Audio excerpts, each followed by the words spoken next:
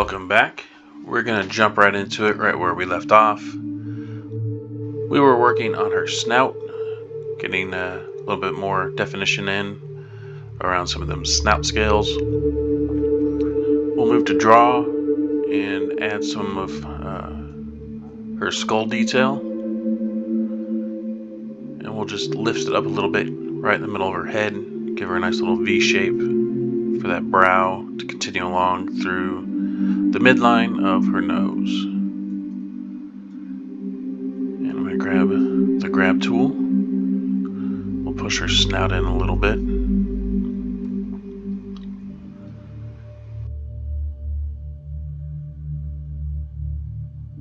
We'll work on this ridge along her nose, bring it down, shape it out.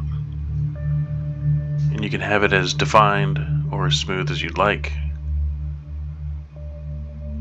But again, this may not be the last shape you have for it, so just do what feels right now, and we're always going to come back.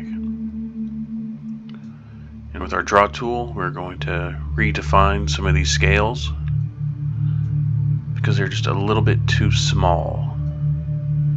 And this is why I like jumping around, because I get to see the size of the different scales, and it helps adjust for the size of other scales.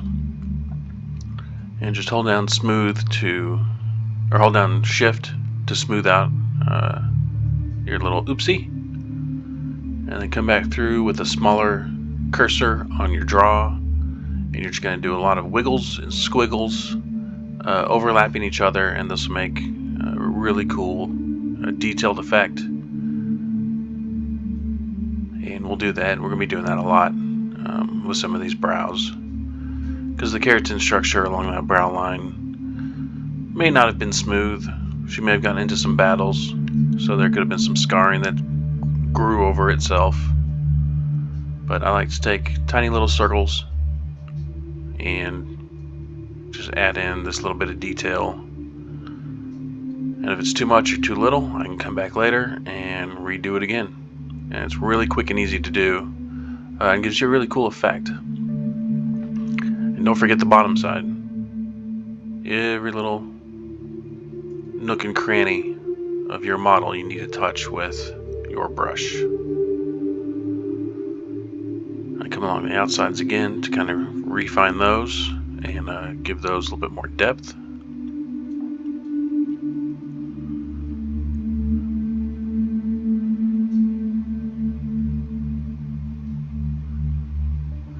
And you kind of want to see her come to life as you model. That'll help you decide where your detail is going to be. And we'll add these tiny scales in.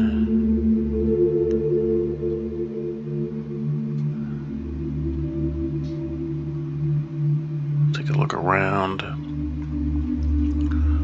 We'll work on this jaw muscle a little bit.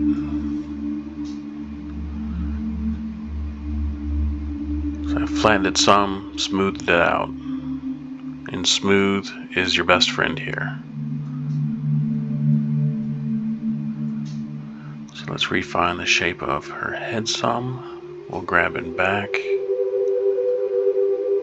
Bring it out.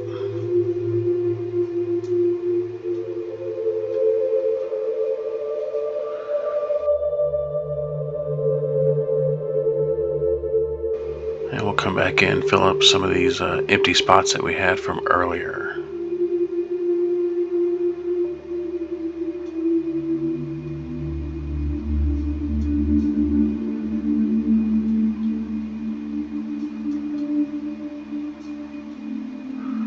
And I keep them really tiny around the eyes, because that's where a lot of movement is. The further away you get from the eyes, the bigger I like to put the scales, because there's not much movement, not much musculature underneath the skin there. So I kind of expand the size as I move away from her eye. But I do an outline of a size of scale that I want, and then fill it in, as you see here.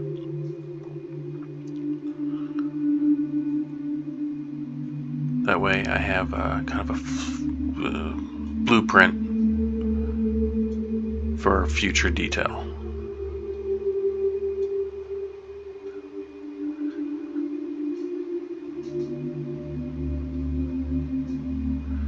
And as we're always working on her, these aren't going to be the final scales. We're going to come back later, refine them some more.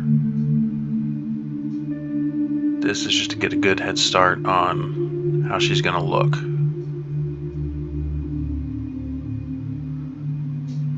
And your friendly reminder, if you put in all the detail and all the work in on these one spots now, you may not like how they turn out when you work on other parts of her head. So if you refined everything and made it perfect, and then you come here to the cheek and realize that maybe your scales are too big or too small, then you have to go back and do even more work. And this is going to be a lot of work, but it's going to be worth it. We're going to skip all those pitfalls and get you the most efficient way to get you a good model. Now we're going to outline some of these other larger scales. We're going to make them a little bit smaller as they go into the poofy part of her snout. And the reason we do draw sharp and give us those little divots first and we outline them is when we come back with the draw, it gives us a lot of that contrast and depth that we're going to need for that detail, as well as for when we print this thing.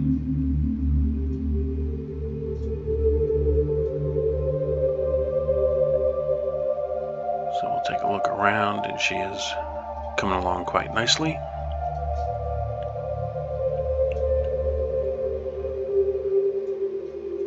Every angle of her I am liking.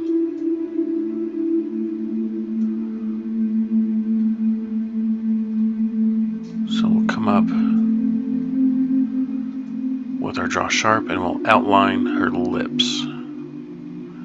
Now keep in mind you have mirror mode on, at least it should be on. If it's not, make sure it's on now. And this does half your work for you. So we'll focus on one side and the mirror modifier will do the exact same on the other. You gotta make sure that that is always on. Because if you turn it off and turn it back on, you might forget, and then you'll start having depth differences in your different axes, and you might be drawing out in the middle of nowhere or drawing on the inside of your model on the mirrored side, and you do not want that because that is a big pain to fix. But having said that, we also don't want our model to be perfectly symmetric. So while right now we are using the mirror modifier for her lips, there's going to be parts of her face that we are going to completely redo, including part of her lips. This is still just getting the basic shapes down. And we're going to come back and we're going to do each side individually. That way we don't have that perfect symmetry. It'll be slightly off and it'll give you a more natural look. So I'll come down with my draw tool, I'll define her lips a little bit more.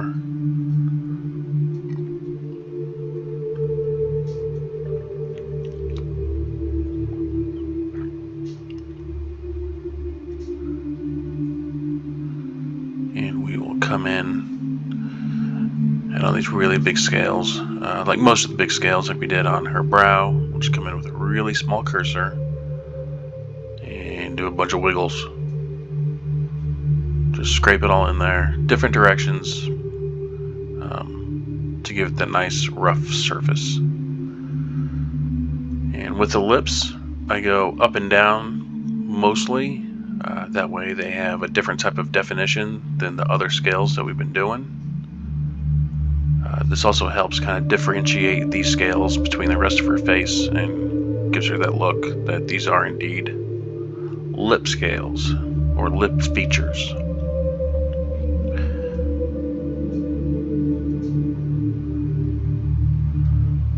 So again, going through up and down, only up and down motions. Don't even have to lift your pen up.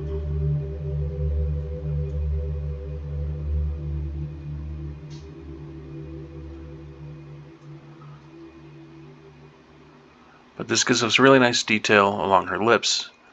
and it's really fast and easy, and it breaks up the smoothness that we had before.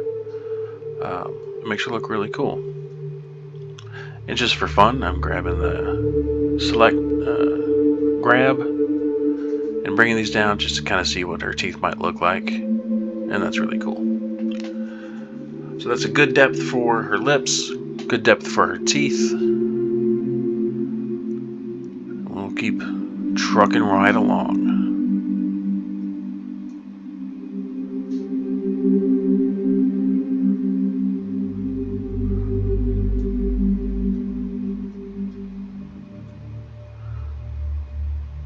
So we'll start adding some definition to her bottom.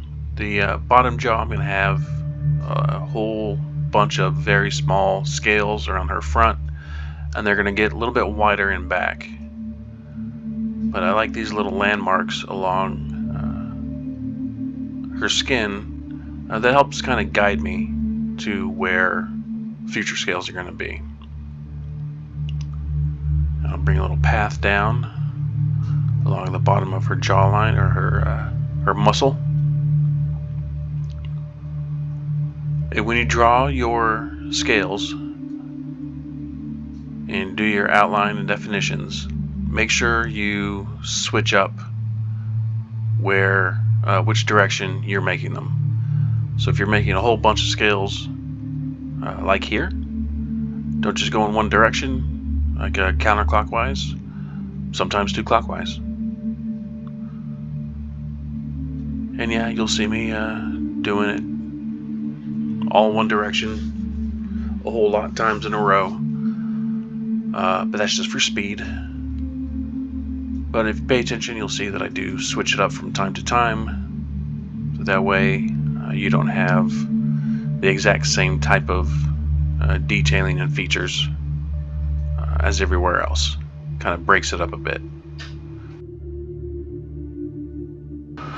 And if you're liking these videos, make sure to hit the like and subscribe and hit that notification bell for every time I drop a new video. And if there's anything you need me to explain more in future videos, or anything you want to see or model, tell me in the comment section down below.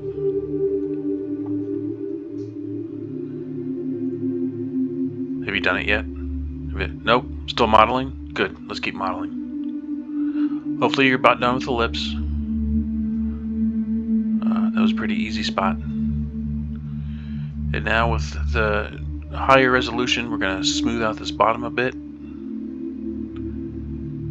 Give it a softer, leathery texture than above.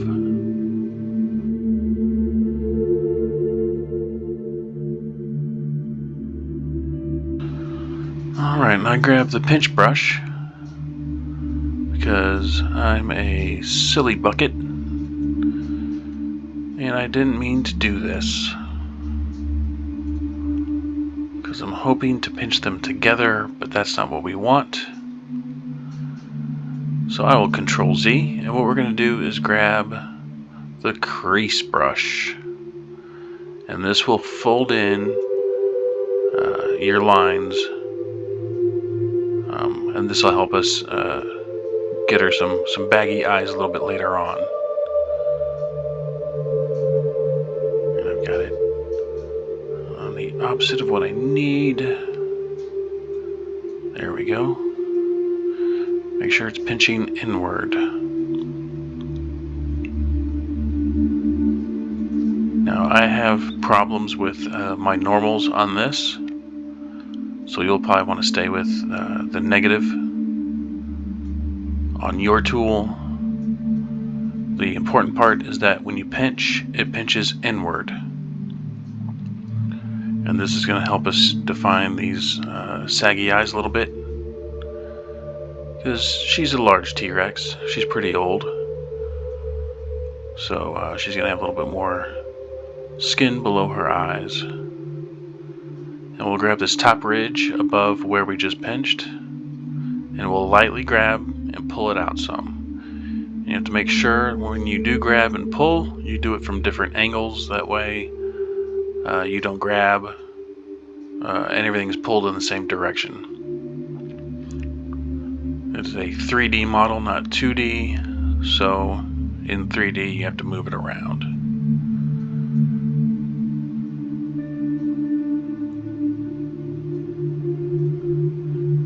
And we'll come back to crease and finish up this line. We're going to have a little fold above her eye as well.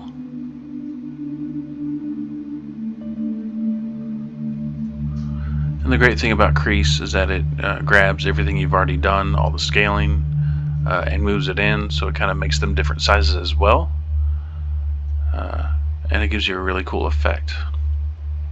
And let's go to inflate. And we'll lightly inflate the bottom sides now. And this will make them poofier. Sometimes inflate's a better tool than grab. Sometimes grab is better than inflate. Sometimes they work very well together. And this brought it out just enough for us to grab some more and reshape and refine her eye. And with those crease lines you already did, it'll give you a nice smooth round visual to help you kind of guide where you need to grab and pull.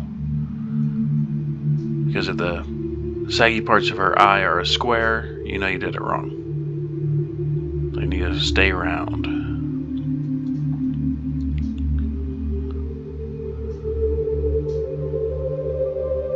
I'm just kind of redefining with my draw sharp where these scales are going to be. And we cut some of them, we elongated some, so I'm kind of cutting some in half.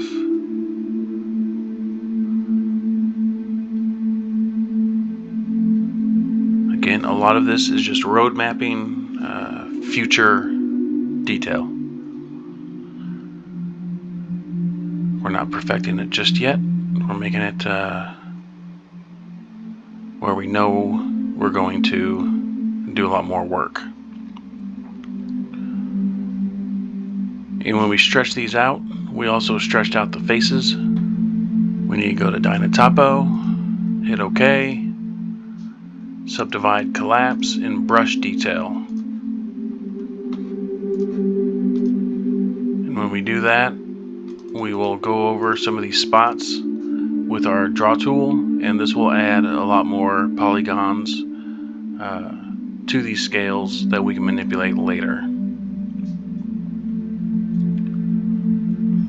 Now keep in mind, Dynatopo, when you have it on subdivide, will add triangles, which could slow down your system, so use it lightly. So use it sparingly and only where you need to, because we are going to come back here and increase the resolution on this more, but around the eyes is where it's most important.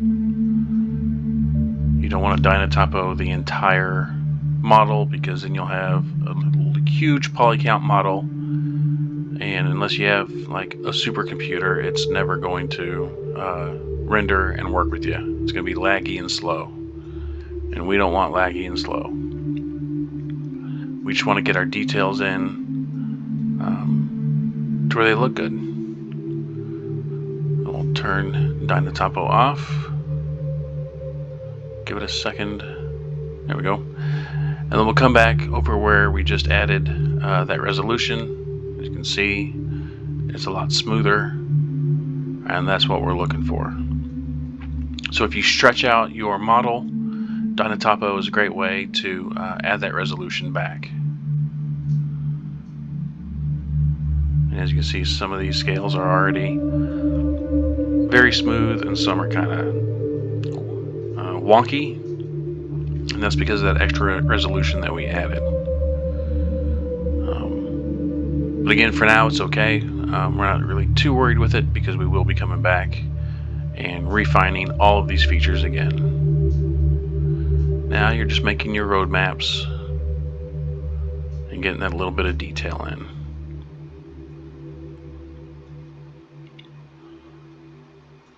And the draw sharp I really love because it adds immediate depth to what you've already worked on, and it increases the image resolution of your model.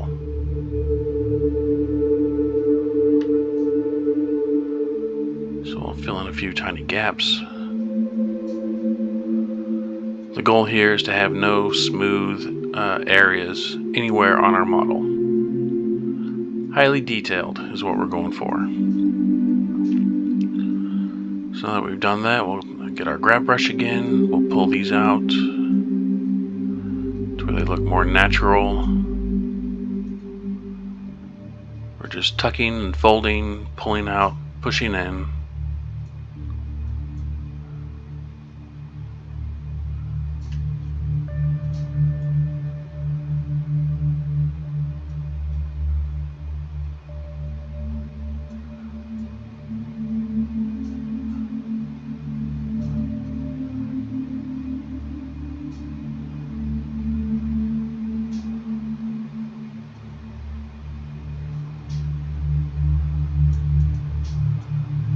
Work your model, work your detail.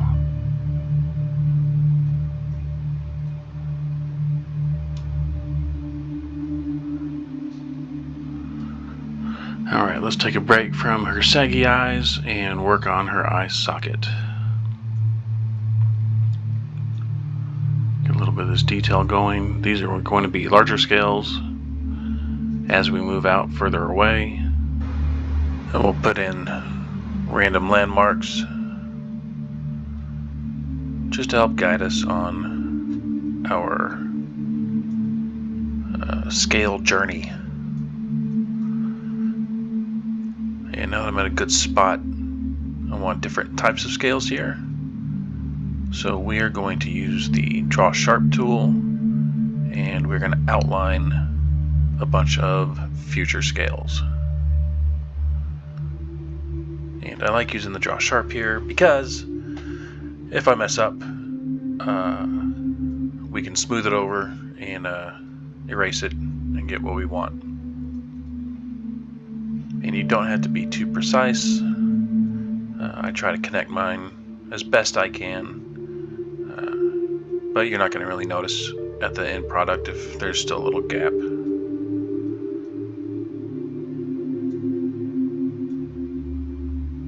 And again, we skip around only because I want to see progress.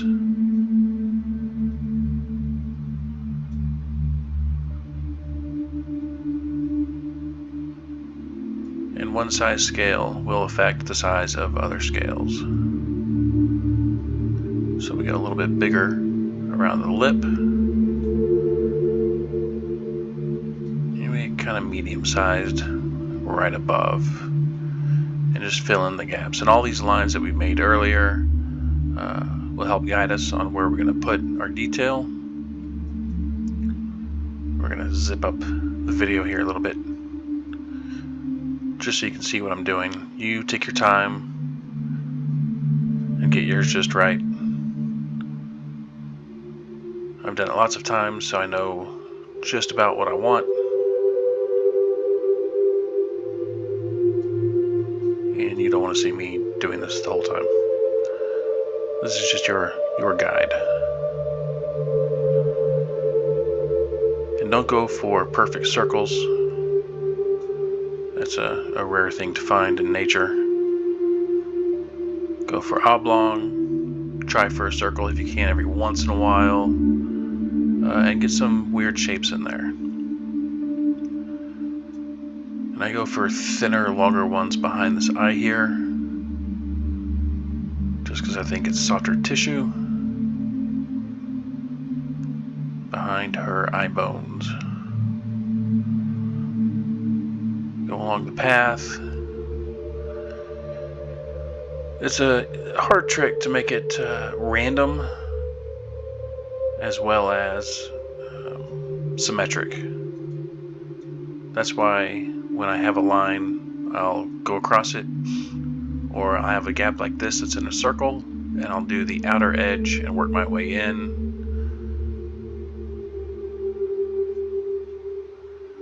And I always get a good natural look out of that, and that's what we're going for. Unless that's what you're not going for, then you can do it any way you want. But I'm going for more of a natural look, which is a random pattern that has still some type of order to it. Or as they say in Latin, order ab chaos. Order out of chaos. And I'll do a couple other guiding lines here. You put your guiding lines any way you want, but this is how I'm going to direct the rest of my detail. Some can be deep, some can be shallow. I'll leave that up to you depending on what type of skin texture you want on your dinosaur. But I'm going to keep mine pretty shallow. There's not going to be any war wounds or battle damage to her. Just going to do a good old-fashioned T-Rex head.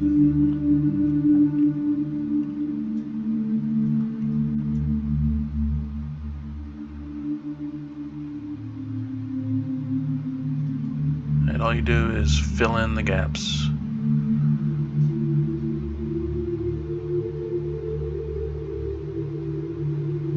Having the bigger scaling and just randomly placing them will help you fill out the rest of her skin without you getting bored and tedious. So we'll get to the draw tool. We'll start adding a little bit of definition to some of these.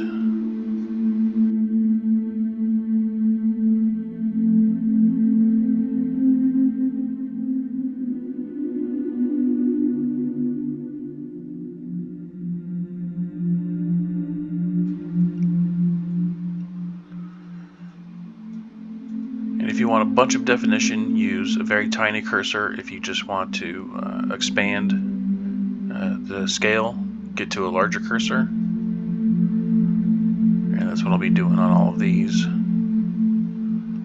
Because now that I know where they're at, I like to bring them out to give that depth. Because then I can start seeing what she's going to actually start looking like. And if I want to do any changes, I can do it now after I give each scale a little bit of that depth. See if I like it or not.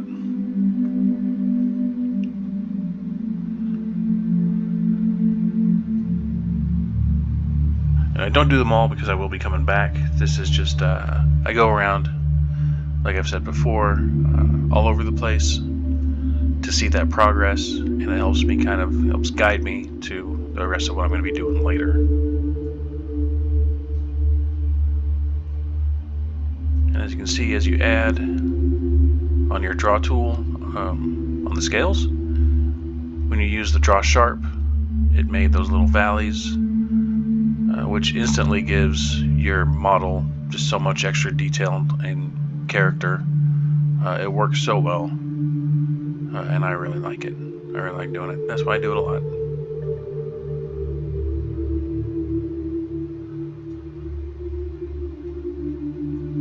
We're not going to bring them out too much, because when we do print this, she still has to be relatively smooth. This is just that texture you want. When you rub your hand along her face, you can feel something there. And when you paint her, the paint will go to those little valleys and fill in, and then you can do really good highlights and shades with your painting.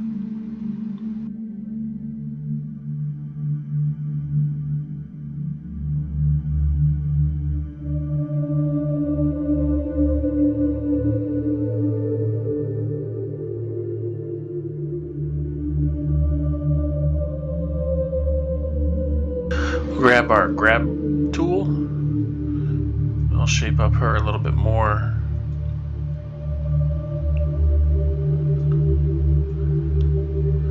And now that we have a really good shape, all of your grabs that you do should be very small.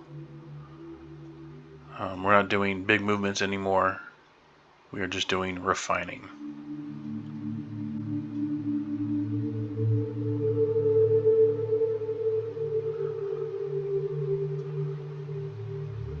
And I'll add a little nubs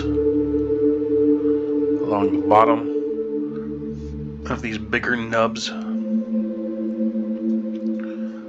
When you do use just your draw tool for scaling, you do have a different look than you do if you used your draw tool, your draw sharp first to outline them. And that type of difference looks really good, not only on your 3D model, but when you print it out. Because having that variation looks real natural and kind of cool.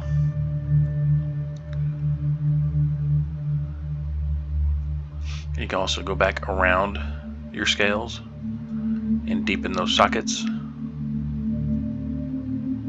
It'll give you still that different look.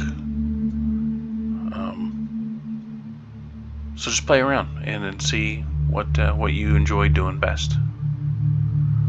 That's it for today, folks. Next week we will continue.